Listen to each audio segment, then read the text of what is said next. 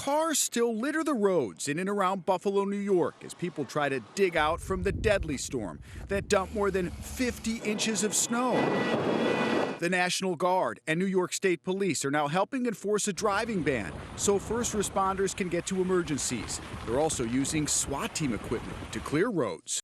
The Erie County executive calls Buffalo's response to the historic storm embarrassing, saying he is now asking the state to take over future snow removal operations. Storm after storm after storm after storm, the city, unfortunately, is the last one to be opened, and that shouldn't be the case. Buffalo's mayor is answering back. I don't know where those comments are coming from.